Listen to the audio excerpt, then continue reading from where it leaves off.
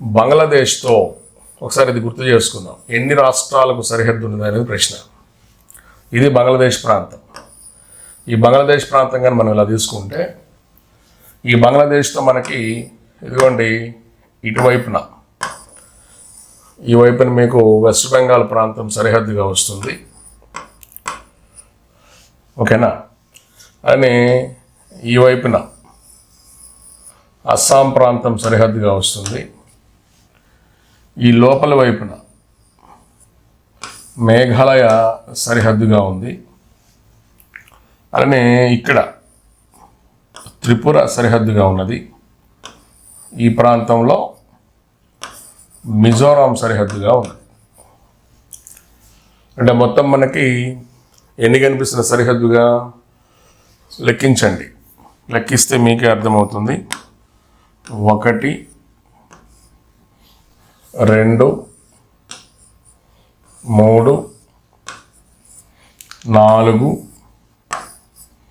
5 బంగ్లాదేశ్తో 5 రాష్ట్రాలకు సరిహద్దు ఉంది. మొత్తం 5 రాష్ట్రాలు. ఈ 5 రాష్ట్రాలు నేను ఒక కోడ్ రెడీ చేసుకొని ఉన్నాను. మీకు మంచిగా అనిపిస్తే పెట్టుకోండి. PMATM PMATM రాయొచ్చు. పశ్చిమ బెంగాల్ని పి అని చదవగలిగితే పశ్చిమ బెంగాల్, మేఘాలయ, అస్సాం, త్రిపుర అండ్ మిజోరాం. ఇలా మనం PMATM.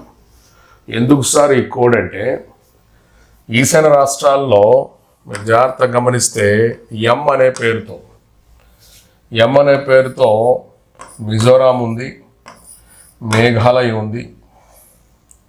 జాగ్రత్తగా గమనించండి. మేఘాలయ ప్రాంతం ఉంది, మణిపూర్ ప్రాంతం ఉంది. అభ్యర్థులు ఇక్కడ 2 ఎంస్ ఇక్కడ ఉన్నాయి. ఒక ఎం అంటే ఏంటి? మేఘాలయ. ఇంకో ఎం అంటే ఏంటి? మిజోరాం. అంటే నీకు పర్ఫెక్ట్గా ఇది గుర్తుండాలి అనుకునే పని అయితే మణిపూర్ అనేది ఈ కోడ్లో లేదు. అవునా?